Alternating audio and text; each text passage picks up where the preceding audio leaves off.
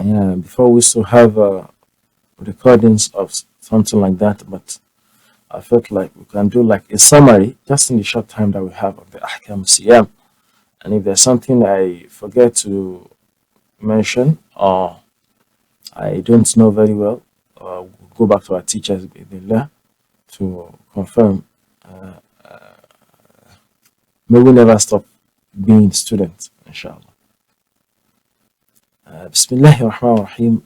In today's class, we'll be looking at بعض أشياء أو بعض أحكام التي تتعلق بالصيام يعني خصوصا صوم رمضان. We're looking at some of the rules uh, that concern Ramadan. We'll be looking at what the ulama, according to the fiqh, مذهب Imam Malik رضي الله تعالى عنه, we'll be looking at what do we mean by الصوم. So, fast. We'll be looking at those people upon who fasting is compulsory and like the شروط الوجوب وشروط الصحة. I'll not be repeating some of these things very well as much because you're a student and you know some of these mustalahat, these terminologies before. If it was another class, we'll be saying, because maybe we don't know the audience, we'll be saying what do we mean by when we say makruh, what do we mean? When we say wajib, what do we mean? When we say yajuz, what do we mean? And this is where all those things that you have learned before come in hand. Now you can relate, inshallah ta'ala. Mustahabbat, the arkan al-sawm, the arkan, just like, arkan can also mean wajibat, but they mean those things that without them, the sawm is not complete or the sawm is not valid. And what are the things that you can do to break your fast in Ramadan? Mustahabbat al-sawm. You know what I mean by mustahabbat? Mustahabbat does not mean that if you like, you do it. If you like, you don't do it. Makruhat al-sawm. Those things that are discouraged or that we don't want you to do in Ramadan, the Sharia doesn't want you to do. There's no way. What are the things that yajuz? This is where al-jawaz. And that's why I said before, al-jawaz is not the same thing as mustahab. Mustahab is sunnah. It's just that it's not very emphatic sunnah. And what are the things that, whether you do it, if you like, you do it. If you like, you don't do it. The mubahat of some and some ahkam like that. But to just do a refresher in our minds, I'm not going to go deep. We're going to say some of this, the words that we'll be using again. When we say ruknu, is different from the word shart. And when we say sunnah, is different from the word wajib and fard. When we say ruknu, we'll be talking about the rulings that when you leave them or you mess with them, your ibadah is gone. It renders invalid. Okay? But there are some ones that if you leave them, the ibadah, the act of worship is still okay. I'll be talking of mustahab, basically. So when we say ar-ruknu, in this case, it can be the same as wajib. It can be the same as fard. What do we define it as? وَمَا يُطْلَبُ مِنَ الْمُكَلَّفِ فِعْلُهُ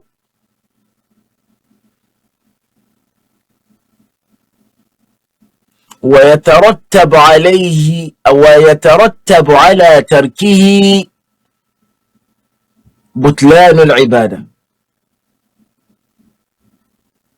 What the mukallaf, someone who has reached the age of puberty or Islamic legal responsibility, is required by Sharia to do, jazman, he must do it, and يترتب عليه صحة العبادة, and doing so will make his ibadah valid.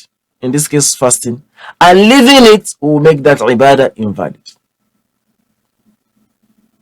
Shartu wujub is the prerequisite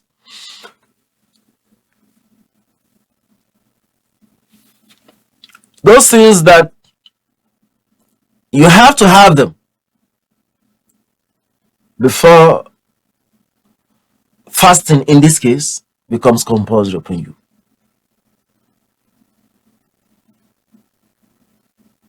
Sometimes they are not things that, if I say you have to have them, sometimes it's not the things that you have capacity upon. For example, if I say the person has to be a baligh, has to have reached the age of puberty, it's not by your power that you reach that age. If your health, maybe you're not the one in control of whether you're going to be strong, you're going to be sick, or things like that. Or you're going to grow old, you're not in control of whether you're pregnant or you're tired, stuff like that. So basically like that. The mustahabbat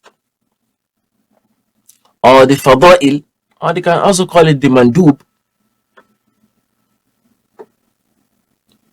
are sunnah. If you leave them out, your ibadah is valid. But if you do them, your ibadah is more perfect and has more weight. What are muharram? The things that they are haram to do. If you do them, you will be sinning.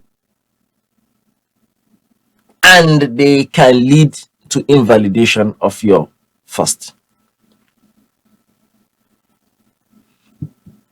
Like eating. RAMADAN. Depending on the case. Is it he ate mindfully or he forgot and like that. And these are some things that are less in daraja than that. If you leave them, better. If you do them, it's not a sin. And they are called what? The makruhat. Then there is a particular terminology that is peculiar to fasting, which is al-qada' wal-kafara. Al-qada' wal-kafara. Yeah, in salah we talk about qada' salah, al-qada' wal-ada', but هنا تختلف يعني بصفة ما. Here it's a bit different. This al-qada' wal-kafara, expiation and making up for your fast, happens when someone messes with one of the shurut or the arkan or the wajibat, or engages in one of the muharramat. And this is where I'm saying, so that we can refresh our mind with those words. Sometimes you're only paying up for one day. وَالْعِيَاذُ بِاللَّهِ, sometimes you're doing al-qada'u ma'al kafara. Al-qada'u ma'al kafara. Especially when it has to do with what the ulama call intihaq hurmati Ramadan. When you're like defying the Sharia. You're like, I don't give, I don't care. So it's not everything that requires qada that requires kafara. We're going to be explaining inshallah. So basically, mamana saw. How did the ulama, our mashayikh, our ulama, scholars, how did they define fasting? They say هو الإمساك عن شهوتي البطن والفرج. It is al-imsak, to hold on away from the pleasure that goes into our tummy, like eating something, drinking something, going something that goes inside. While faraj, and our private sexual organs, not having sexual relation. ما يقوم مقامها, or the things that will be regarded as such. For example, if I say now, someone is just chewing stick or chewing, I don't know, maybe leaf or swallowing stone or sand. That one cannot, it's not food. But you should not do that in Ramadan. So it's regarded as you are eating in Ramadan. And this imsaku fi jami'i أيام رمضان أو في جميع عفوا, or let's say put the had من طلوع الفجر, from the time of Fajr إلى غروب الشمس till sunset. Doing so with the niyyah of fasting. It's not like, oh, I'm becoming obese and I was given a keto diet that I have to just eat once a day, And I prefer to start from morning, like you have to make the niyyah that you're making fasting for Allah subhanahu wa ta'ala. So that's that.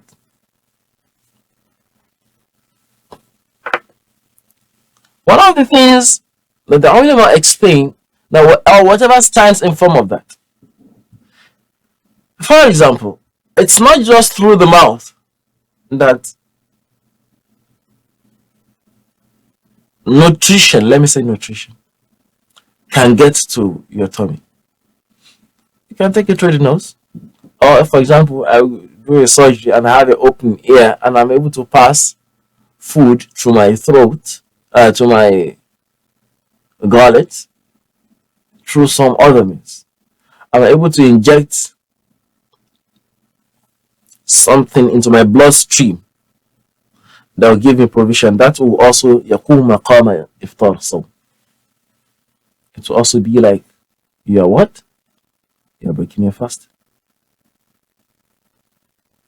And also, if there's something that will make malmani, which is semen, to come out, to be discharged from your body, you are forcing it. Even if it's not intimacy from that sense, it will يقوم مقام الإفطار. It will be regarded as you are breaking a fast.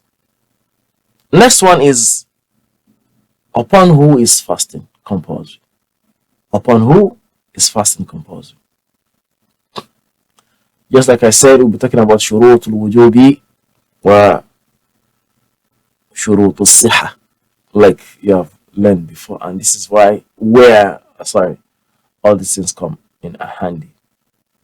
Meaning that whoever does not have يعني لم يتوفر فيه أو لم تتوفر فيه هذه الشروط لا يجب عليه الصيام. Whoever does not have all these attributes, characteristics, or things I want to mention, it is not upon him to fast. لكن إن صام, but if he fasts, صح صومه, his fasting is okay. Just like we know for every ibadah, الأول البلوغ. The person must have reached the age of puberty, must have reached bulugh. We know what bulugh is. We know what al-bulugh is. And we mentioned the condition of bulugh. And just like our mashayikh used to tell us, how do we know? If, for example, I just want to remind you anyway, you have a child, and the child maybe is not opening up to you, maybe he's a boy, and you don't really know, you're asking the boy, and he's not telling you, have you started seeing these signs? There's nothing he's not saying. How do you know? I told you how the ulama used to put subhanallah, very interesting. Maybe I'll share the video with you. I saw the video and it was very interesting. There's a way they put a rope around the neck and the mouth, and if it goes over the head, and like that. These are some of the sciences that were benefited from the teachers of our teachers. And نفعل الله بعلوم مشايخنا في الدارين وبعلوم مشايخهم آمين يا رب العالمين. Number one, so meaning that it is not compulsory upon a young chap who has not reached the age of bulugh. It is encouraged for them to fast تدريبا, to train them, but it does not become compulsory until when? Until when they reach the age of bulugh, which is Islamic legal responsibility.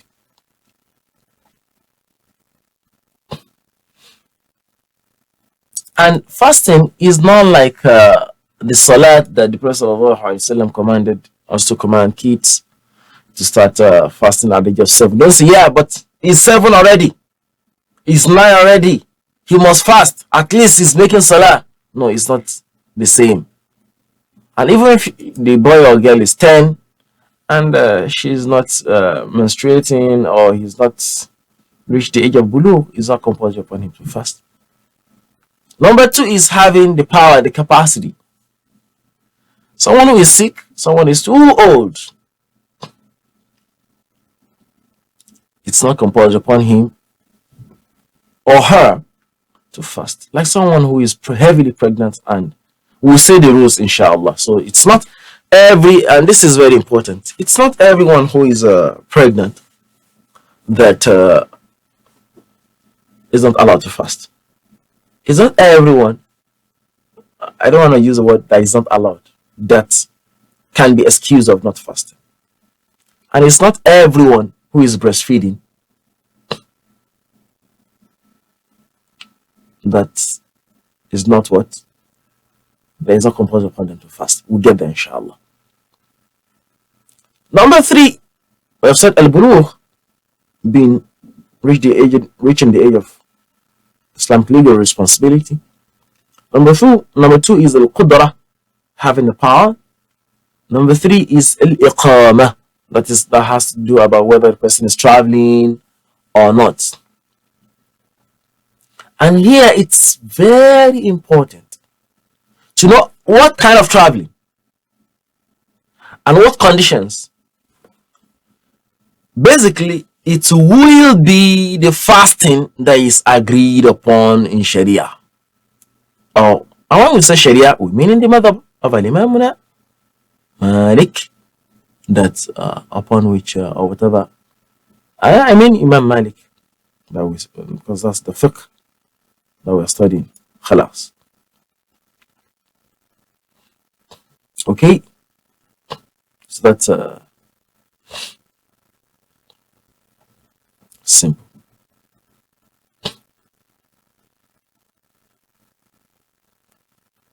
Now,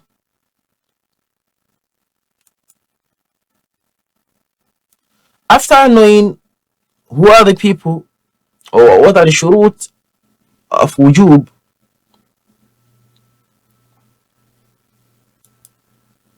we also need to know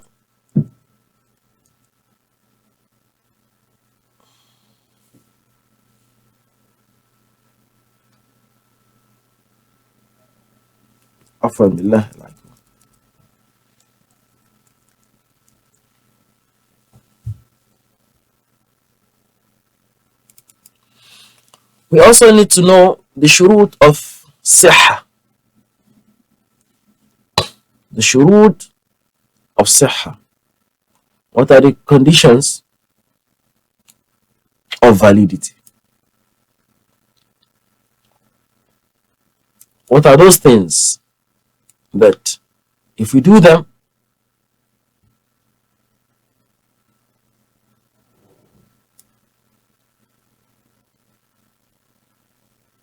only if we do them, will our fasting be considered acceptable? If we don't do them, then our fasting is not complete, or sometimes it's not even valid. So in that sense, number 1, al-aql, Meaning that if someone who has lost his sanity decides to fast, we say what? Sorry, you're out of your mind. Your fasting is not acceptable. Khalas. Meaning that if someone made the niyyah to fast and just before Fajr or even after Fajr, the person passed out. After Fajr, I mean after Fajr. After they be, and when I say after Fajr, I mean after the fasting has started. This person passed out. And he didn't wake up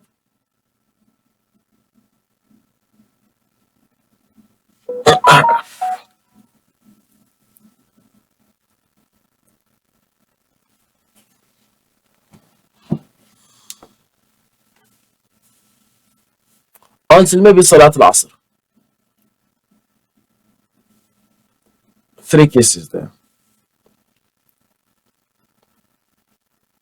Someone, and let me break it down. Before Fajr, this person passes out. Before Fajr. Or at the time of Fajr. Then the fasting is not composed upon him.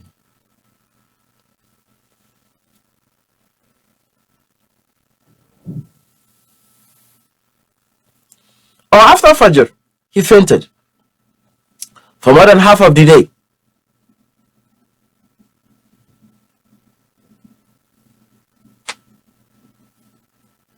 It's not compulsory upon him.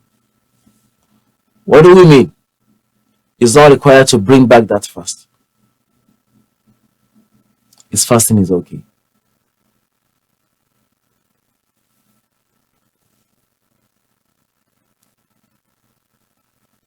But if for most of the day, the first case that I said is someone who fainted, at the beginning of the Salat al-Fajr, before Fajr, or at Fajr. He's not required to make up another fast. Someone who fainted for half of the day, his fasting is okay. He's not required to make up for that fast. For someone who fainted for most of the day, his fasting is okay, but he will have to make up for that day. It's not like when I say his fasting is okay, I mean he's not making any kafar. For most of the day, then he has to make up for that one day. I hope that's a bit clear.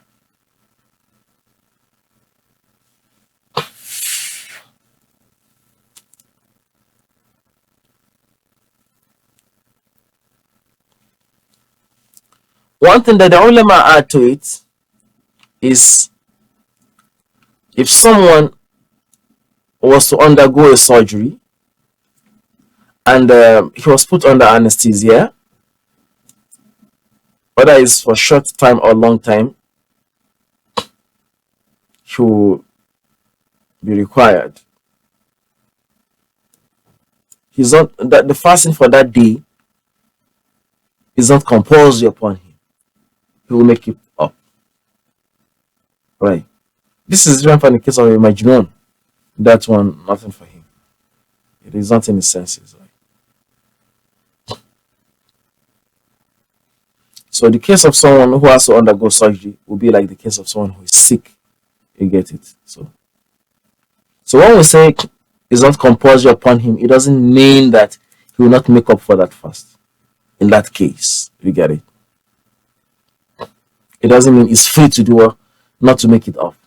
No, it means that When we say it's not compulsory upon him, what we mean is that he's not going to make kafara for that day. And kafara is the one where you do 60. Sallallahu salamata.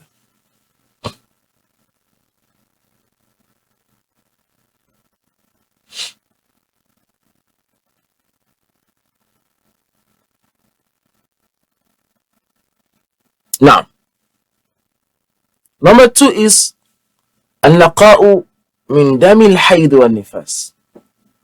For a woman who is menstruating or who is having a nifas, which is postnatal bleeding, the haid must have stopped.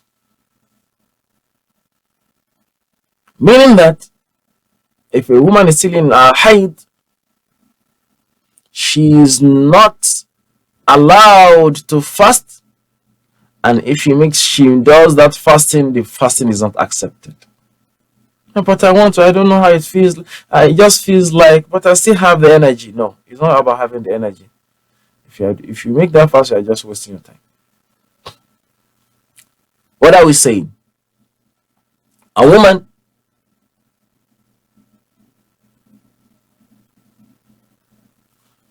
becomes clean. And we know the alamat. Oh, sorry, we'll get to the bab of height. Sorry. الجفاف والقصة البيضاء. 2 things: dryness and the white discharge. Those are the 2 signs that we used to know that, okay, a woman is clean. Now, the discharge is stopped.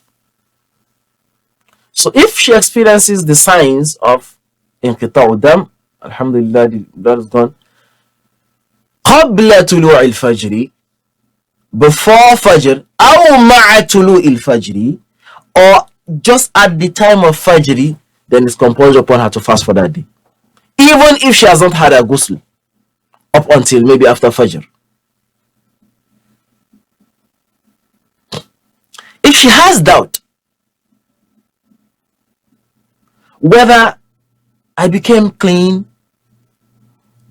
was it before Fajr or around Fajr? Like, if there is a doubt about the time, she makes the niyyah for that fast. She does the fast. But because she's not sure, after Ramadan, she makes up for that fast. Ihtiyatan. To be on the safe side. She fasts for that day, and that's not enough. After Ramadan, she makes up for it, just in case it was not what she thought about. If she becomes clean after Fajr, she is not required to fast, and she should not fast.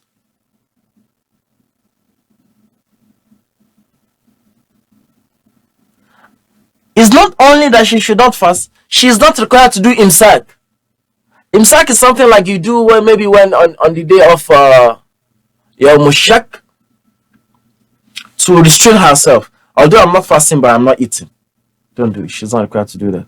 She should eat and drink and do everything that is required of her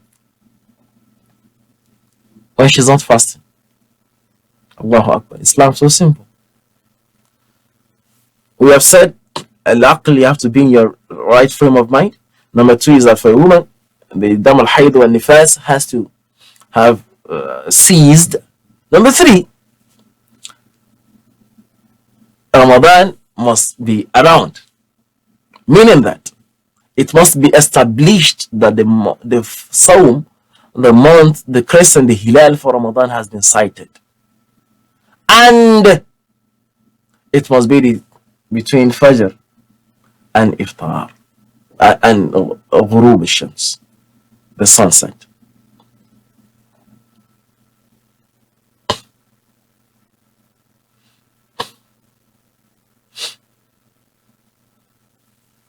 Very importantly, this is a big mas'ala, but I don't want to delve too much into it. It is required of us to do ihtiyat. If you are not sure of what time exactly is Fajr starting, let's say I think it's around 5:30 a.m. in the morning, stop eating like 5